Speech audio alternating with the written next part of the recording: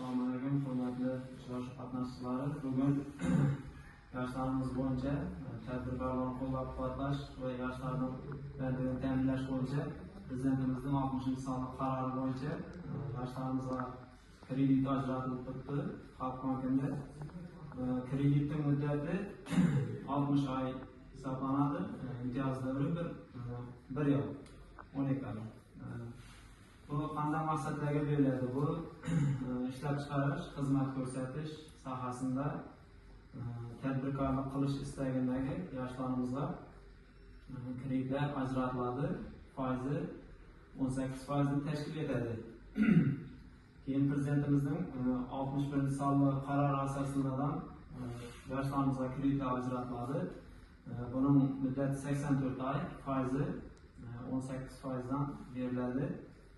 Budan ishlab chiqarish, xizmat ko'rsatish sohasida beriladi.